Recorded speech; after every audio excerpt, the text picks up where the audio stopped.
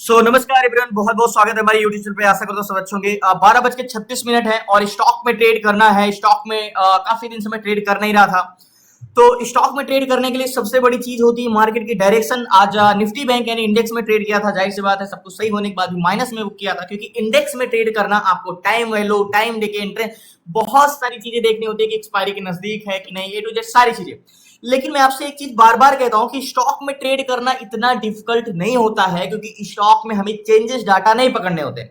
मैंने आपको एक नहीं बार बार कहा है कि स्टॉक में ट्रेड करने के लिए आपको दो तीन चीजें इंपॉर्टेंट रखती है। आपको मैं कहता हूं कि एक ऑप्शन में ना जाके आप स्टॉक का इंट्राडे करते हो आप, और स्टॉक इंट्राडे में आपको 400 से 500 निकालना बहुत बड़ी बात नहीं है, क्योंकि 400-500 निकाल सकते हो आप आराम से। एक नॉर्मली व्यक्ति 15 से 20 हजार कमाने के लिए अपने 12 घंटे लाइफ के देता है कहीं जॉब करके। बट अगर आप 3 महीने 4 महीने डायरेक्शन, डाटा रीड करना, ए टू जेड सारी चीजें आप कुछ स्किल्स सीखते हो, तो स्टॉक में एक ट्रेड करना, दिन भर में 182 स्टॉक में एक स्टॉक पिक करना बहुत बड़ी बात नहीं है। देखो, स्टॉक यानी प्राइस एक्शन। प्राइस एक्शन हमारा एक मॉनिटर का काम करता है, लेकिन उस मॉनिटर में शो क्या होगा वो हमारा सीपीयू डिसाइड करता है, यानी डाटा। अब चार्ट तो हम देख लेते हैं, चार्ट से हम व्यू बनाते हैं, लेकिन वो एग्जैक्टली बिहेव कैसे करेगा, रिएक्ट कैसे करेगा, ये समझने के लिए हमें क्या पता होना चाहिए, उसका डाटा पता होना चाहिए। अब जैसे ऑप्शन चेन हम लगाते हैं, तो ऑप्शन चेन में 182 स्टॉक है। अब जाहिर सी बात है, मैं कोई भी स्टॉक उठाता हूं, पीएफसीआई, पीएनबी, पीएनबी, पॉलीकैब है, तो पॉलीकैब का इंटेंशन क्या है? 14,000, 5,000, 6,000, 9,000। पॉलीकैब में हम ट्रेड बना सकते हैं सिर्फ और सिर्फ बुलिश। अगर ये मार्केट में थोड़े से प्रतिरोधक ज्यादा है, तो मार्केट में अगर इसका change in data continue increase हो रहा है, तो हम इस पे बुलिश डाटा ट्रेड कर सकते हैं। लेकिन मैंने अभी इसका चार्ट नहीं देखा। क्यों? क्योंकि मार्केट का इसका स्ट्रेंथ बहुत अच्छी है। स्ट्रेंथ अच्छी होने के रीजन से, क्योंकि 14,000 एंड 5,000 टू एबव है, यानी 3 गुना हो वैल्यू। बट इसका चेंज इन डाटा इंक्रीज होना चाहिए। देखो, तो पॉलीकैब को एक डिफिनेशन के तौर पे बताऊं तो ये बहुत मशक्कत कर रहा है, मतलब लड़ाई लड़ रहा है ऊपर जाने के लिए। तो पॉलीकैब ऊपर जाना चाह रहा है, लेकिन इसको सेलर के थोड़ा सा प्रतिरोधक की वजह से मार्केट ऊपर नहीं जा पा रहा है। तो पॉलीकैब में अगर ट्रेड लेना हो, तो विद कंफर्मेशन आप बुलिश इंटेंशन बना सकते हो। तो ये हमारे एक डाटा से हमें क्या होता है, पूरा होल मार्केट का सेंटिमेंट समझ में आ जाता है। कैसे? देखो, पॉलीकैब क्या है, मार्केट जो है ऊपर जाना चाह रहा है सुबह से, लेकिन इसको क्या करना पड़ रहा है, मशक्कत कर रहा है, काफी देर से लड़ाई लड़ रहा है ये। लेकिन अगर इसमें एक कंफर्मेशन मिल जाए, तो इसकी स्ट्रेंथ बहुत ज्यादा है, इस पे आप आराम से ट्रेड कर सकते हो। तो 182 स्टॉक में मुझे एक स्टॉक ऐसा पिक करना है जो कि एक तरफा हो, जिसमें सबसे ज्यादा स्ट्रेंथ हो। या तो आप एक एक ऑप्शन चेन, क्योंकि एफएनए स्टॉक में आपको क्लासेस में आपको बहुत जगह बताया जाता है कि आप प्रीवियस डे में किसी का वॉल्यूम पता करके या किसी भी तरीके से हम पता कर सकते हैं कि मार्केट का मूवमेंट क्या होने वाला। लेकिन मैं आपको बार बार बोलता हूं कि हमें अगर मार्केट को सेंटिमेंट समझना होगा, मार्केट की डायरेक्शन पकड़ना होगा, तो हमें प्रेजेंट टाइम का ही डाटा देखना, यानी आज का ही डाटा डिसाइड कर सकता है मार्केट में क्या होने वाला है। तो अगर ये समझना है, तो मार्केट को हमें जरूर समझना होगा कि आज का क्या डाटा है। आपको मैंने बताया कि अगर आप इंडेक्स का ऑप्शन चेन देखते हो, तो उसका देखने का तरीका और स्टॉक ऑप्शन चेन देखने का तरीका बिल्कुल हुज डिफरेंस होता है। क्यों? क्योंकि इंडेक्स में चेंजेस पकड़ने होते हैं और स्टॉक में चेंजेस नहीं। स्टॉक में आपको रूल्स पते होने चाहिए। तो 182 स्टॉक में मुझे एक स्टॉक पिक करना है, तो जाहिर सी बात है मुझे टॉप 182 स्टॉक में टॉप का 1 स्टॉक ऐसे पिक करना जो सबसे बेस्ट है। तो मैं जो स्टॉक ऑप्शन चेन के बारे में बताता हूं कि हमें यहाँ पे एक स्टॉक ये मिल जाता है कि सबसे बेस्ट कौन है, किसकी सबसे ज्यादा स्ट्रेंथ है, कौन सबसे टॉप पे है। तो पेट्रोनेट है, एमएफएल है, इंडिगो है, कर्नल फाइनेंस है, इंडस्ट्री टावर। तो एक स्टॉक है। अब यहाँ पे हमें सीपीआर, टीसीआर, 182 स्टॉक में, जाहिर सी बात है स्टॉक ऑप्शन चेन में हमें एक एक करके देखना पड़ेगा कि इसमें बेस्ट है। हम जब सीट्स में देखते हैं, तो हमें सब हमारे आंख के सामने आ गया कि कौन सबसे टॉप 182 स्टॉक में आज अगर कोई फर्स्ट पे है, तो वो है Petronet. But Petronet already movement दे चुका है कि नहीं, इस पर डिसाइड है कि अगर हमें ट्रेड करना चाहिए कि नहीं। देखो, पेट्रोनेट 9:15 बजे से ऑलरेडी मूवमेंट दे चुका है, पेट्रोनेट काफी पॉइंट। अब हमें किस पे अभी हम ट्रेड करना चाहिए, हम कौन सा स्टॉक पिक कर सकते हैं, यानी स्ट्रेंथ सबसे ज्यादा किसकी है। तो इस पे एक स्टॉक पिक करता हूं, लास्ट तक बने रहिए प्लीज। आपसे रिक्वेस्ट है, चैनल को सब्सक्राइब कर लीजिए।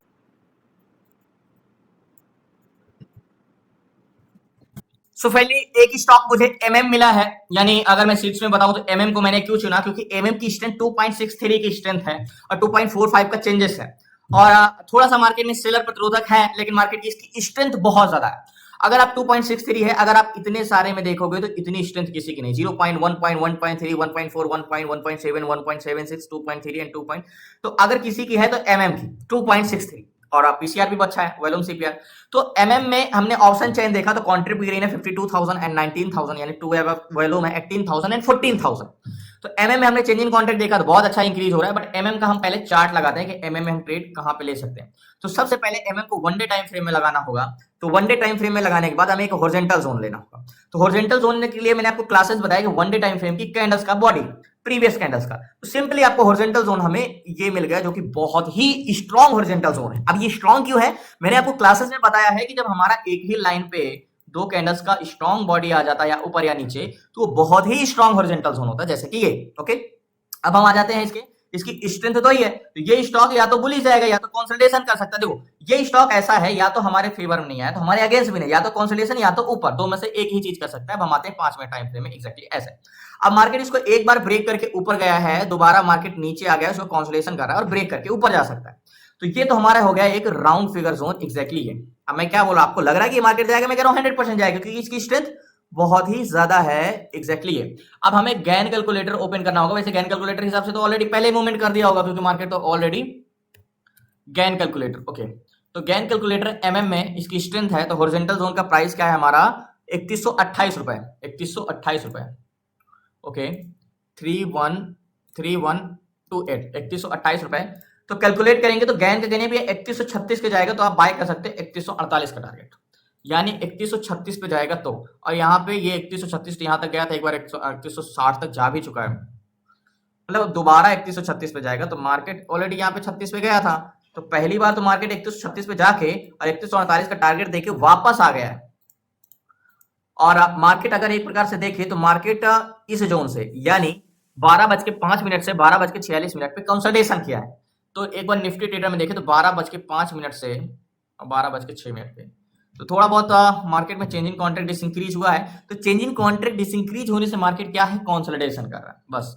और बाकी इसका स्ट्रेंथ की बात करें तो मार्केट में वॉल्यूम कंटिन्यू ही बढ़ रहा है। तो मतलब अगर कंटिन्यू बायर ऐड हो रहे हैं, अगर हम वॉल्यूम का पीसीआर देखें यानी सीपीआर की बात कर रहा हूं मैं, एक एग्जांपल के तौर पे जैसे मैंने आपको क्लास में बताया सीपीआर, तो इसका वॉल्यूम ऐड हो रहा है। तो अगर एक बस में कंटिन्यू पैसेंजर बैठ रहे हैं कि हमें ऊपर ही जाना है, तो बस तो ऊपर ही जाएगा। ज्यादा से ज्यादा क्या कर सकता है, अगर इसको प्रतिरोधक यानी ये सीपीआर पुट कॉल रेशियो यानी सेलर इसको नहीं जाने देंगे, तो ज्यादा से ज्यादा ये कंसोलिडेशन करेगा। तो मार्केट तो जाना ही ऊपर है, तो हम यहाँ पे बाई कर सकते हैं, हम 41 और 48 का टारगेट ले सकते हैं, 25 पे बाई करके 48 का टारगेट ले सकते हैं, लो हम रख सकते हैं 3110 यानी 15 पॉइंट का माइनस में रख सकते हैं।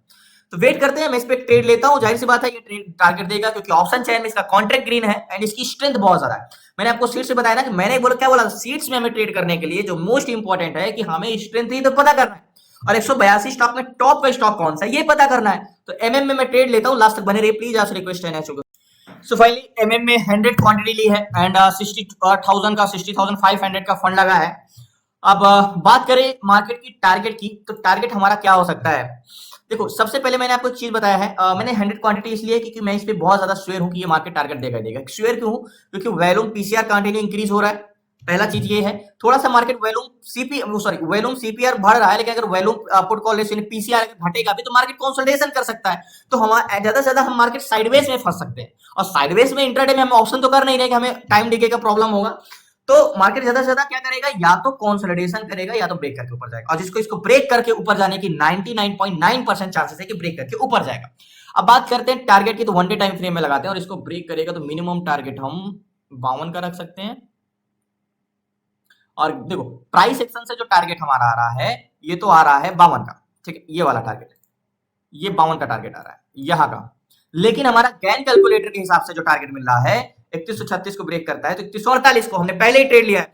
तो हमने क्लासेस में पढ़ा कि गैन जो मैंने आपको बताया है कि वन डे टाइम फ्रेम का टारगेट और गैन कैलकुलेटर का टारगेट दोनों मिला के एक सिलेक्ट करते हो। जो आपका एक माइंडसेट होता है, कभी कभी होता है ना कि आपको टारगेट हिट होने से पहले मार्केट नीचे गिर जाता है या ऐसे कुछ हो जाता है, तो आप गलत टारगेट डिसाइड करते हो। आप गैन कैलकुलेटर का टारगेट एंड प्राइस एक्शन यानी वन डे टाइम फ्रेम का टारगेट आप डिसाइड करके सिलेक्ट करोगे, तो ऐसा कभी हो ही नहीं सकता कि आपका बिना टारगेट, या तो जाएगा नहीं जाएगा तो आपका टारगेट हिट करके आएगा। तो गैन कैलकुलेटर का 3148 बता रहा है, लेकिन प्राइस सेक्शन के हिसाब से 152 बता रहा है। लेकिन तो टारगेट हम क्या रखेंगे, आपको मैंने बताया कि हम रखेंगे 48 का टारगेट, एग्जैक्टली ये टारगेट। तो टारगेट पॉइंट मेरा ये है, ये मेरा टारगेट पॉइंट है, यानी यहां से 15-3 कह सकते हो 17-18 पॉइंट का टारगेट है। 18 पॉइंट तो सेम 20 पॉइंट का टारगेट और 100 क्वांटिटी है। तो एक अच्छा मूवमेंट मिलेगा और इसकी स्ट्रेंथ बहुत ज्यादा है और इसका वैल्यूम सीपीआर कंटिन्यू। तो यहां से मैं श्योर हो गया कि मार्केट कंटिन्यू अगर इंक्रीज कर रहा है तो जाहिर सी बात है मार्केट में कंटिन्यू मार्केट ऊपर जाएगा ही जाएगा। थोड़ा सा सेलर रोक सकते हैं मार्केट को और ज्यादा कुछ नहीं। तो वेट कर रहे हैं ब्रेकआउट का, जैसे ये ब्रेक करेगा बहुत ही एक बड़ी कैंडल्स बना के, क्योंकि इसकी स्ट्रेंथ इतनी है। जैसे यहाँ पे देखे होगे आपने कि 3130 से मात्र 10 मिनट के अंदर ये डायरेक्टली 3159 यानी 30 पॉइंट का मूवमेंट दिया है। तो उतनी ही अच्छा स्ट्रेंथ इसकी भी है। तो इसकी स्ट्रेंथ बहुत अच्छी है कि एक कैंडल से 2-10 मिनट में भी टारगेट दे सकता है। और 12 बज चुके हैं तो मार्केट साइडवेज में, क्योंकि स्टॉक में ट्रेड करने के लिए अगर कोई बेटर पॉइंट है तो वो 10 बजे के बाद। बाकी अभी थोड़ा साइडवेज में जरूर फंस सकते हैं सेलर की वजह से, बट 3129 3130 का है टारगेट पॉइंट। मेरा ये है 20 पॉइंट का टारगेट है। तो वेट करते हैं, इंतजार करते हैं लास्ट तक बने रहिए। प्लीज आपसे रिक्वेस्ट है चैनल को सब्सक्राइब कर लीजिएगा।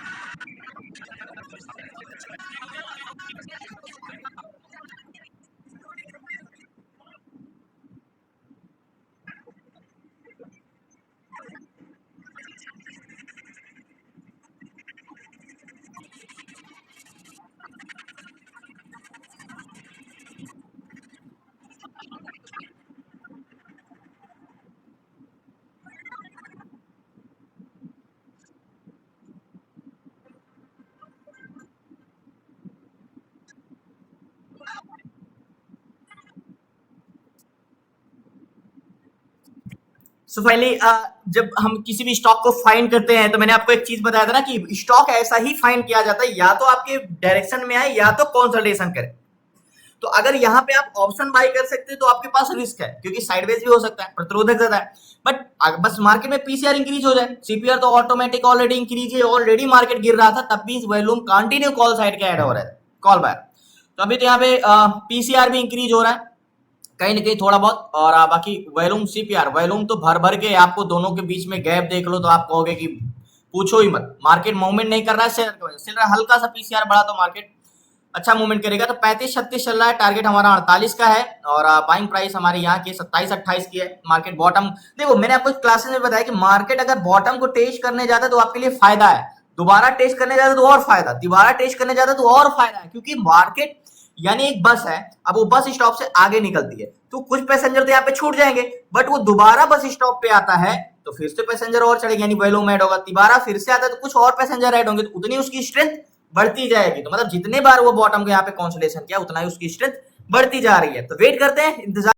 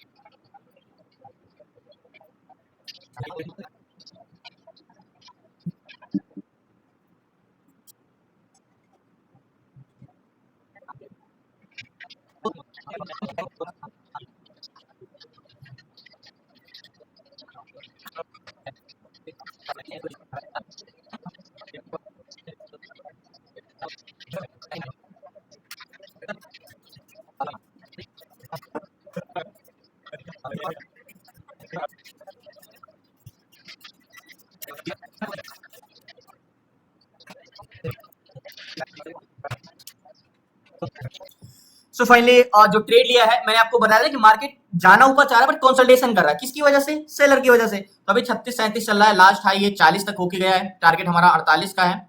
और अभी भी इसका यानी थोड़ा सा अगर एक बार मैं फिर से रिफ्रेश करूं तो देखो बायर सेलर, ये हल्का सा पीसीआर बढ़ेगा तो मार्केट ऑटोमेटिक ऊपर चला जाएगा, क्योंकि इसमें बस में पैसेंजर तो ऑलरेडी देखो एक्चुअली ये तो ब्रेक करके भी इसको ऊपर निकल गया, इतना ज्यादा वॉल्यूम ऐड होता जा रहा है। तो मैंने बोला ना इसकी स्ट्रेंथ बहुत ज्यादा है, मतलब बस में पैसेंजर तो कंटिन्यू बैठते जा रहे हैं आगे जाने के लिए, बट इसको रोकने वाले बस उसको हट जाए तो मार्केट बहुत तेजी से ऊपर जाएगा।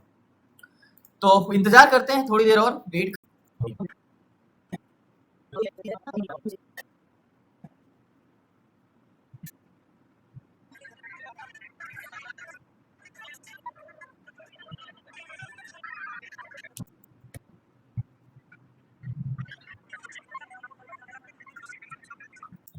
सो फाइनली टारगेट हिट हुआ। मैं पोजीशन यहाँ पे स्क्वायर ऑफ करता हूँ, अभी तो 3150 चल रहा है और याद होगा बाइंग हमने यहाँ पे किया था, मैंने एक लो भी मार्क किया था कि मार्केट यहाँ तक आ सकता है। पोजीशन में square of. So finally MM में मैंने पोजीशन अपनी स्क्वायर ऑफ कर दिया और जो मैंने बाय किया था, मैंने आपको दो चीजें बोला था कि इसकी स्ट्रेंथ जो है बहुत बहुत बहुत अच्छी है। अब हमने जो टारगेट लिया था वैसे 50 का तो नहीं लिया था, 48 का ही टारगेट लिया, लेकिन मैंने पोजीशन अपनी स्क्वायर ऑफ किया था 49 रुपए के प्राइस में, अभी थोड़ा सा लो आया है। अब दो चीजें इसमें कॉन्फिडेंस थी, जब मार्केट यहाँ पे कंसोलिडेशन कर रहा था तब क्या होता है इसमें वॉल्यूम जो है वो कंटिन्यू प्लस में हो जाता, मतलब कंटिन्यू इंक्रीज होता ही जा रहा था, आप यहाँ पे भी देख रहे हो। एंड पीसीआर थोड़ा सा कंसोलिडेशन जरूर कर रहा था यहाँ पे, तो मैंने आपको एक चीज ये बोला था कि एमएम हो सकता है कि अगर बायर सेलर बहुत ज्यादा बढ़ जाए तो सेलर का काम क्या है, मार्केट को सिर्फ रोकना, तो सिर्फ मार्केट को ऊपर जाने से रोक सकते हैं, गिरा नहीं सकते थे। या तो मार्केट कंसोलिडेशन कर सकता है या तो ऊपर ही जाएगा। जिस हिसाब से वॉल्यूम कंटिन्यू बढ़ता गया, मतलब बस में पैसेंजर ऐड होते गए, तो सेलर की इतनी क्षमता नहीं थी कि इसको रोक सके। और जो हमने टारगेट डिसाइड किया प्राइस एक्शन के हिसाब से, तो प्राइस एक्शन के हिसाब से भी टारगेट हिट किया इसने। जो प्राइस एक्शन के हिसाब से टारगेट था इसका ये था 50 के आसपास का और 52 के आसपास का, और हमने ये लास्ट 52 तक गया, भी 51 तक गया और हमने गैन कैलकुलेटर का टारगेट लिया। देखो यही चीजें मैं आपको कहता हूं कि स्टॉक में ट्रेड करना बहुत डिफिकल्ट नहीं होता, लेकिन स्टॉक में ट्रेड करने के लिए आपको रूल्स पता होना चाहिए, डायरेक्शन पता होनी चाहिए, स्ट्रेंथ पता होना चाहिए। अब आपको ये भी पता होना चाहिए कि पीसीआर स्टॉक में हमेशा नेगेटिव मिलेगा, आपको पॉजिटिव ट्रेड में हमेशा नेगेटिव पीसीआर, नेगेटिव ट्रेड में हमेशा पॉजिटिव पीसीआर। तो आपको क्राइटेरिया पता होना चाहिए कि क्या इस क्राइटेरिया होती है, या नेगेटिव पीसीआर अगर पॉजिटिव ट्रेड ले रहे हैं तो कितना तक कम से कम होना चाहिए।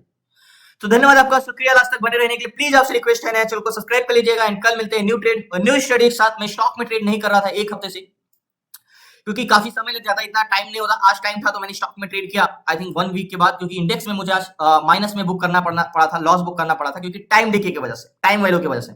तो धन्यवाद आपका, शुक्रिया लास्ट तक बने रहने के लिए। प्लीज आपसे रिक्वेस्ट है चैनल को सब्सक्राइब कर लीजिएगा। आपको सीखना है stock intraday, stock SIP, ETF SIP, option selling, option buying, यानी स्टॉक मार्केट या ट्रेडिंग से रिलेटेड ए टू जेड सारी चीजें, तो आप डिस्क्रिप्शन में नंबर है, आप उसे व्हाट्सएप करके जुड़ सकते हैं। 6 मंथ की क्लासेस में ए टू जेड सारी चीजें, स्टॉक इंट्राडे, स्टॉक सिलेक्शन। बाकी कल मिलते हैं, धन्यवाद आपका, शुक्रिया लास्ट तक बने रहने के लिए। प्लीज आपसे रिक्वेस्ट है जो चैनल को सब्सक्राइब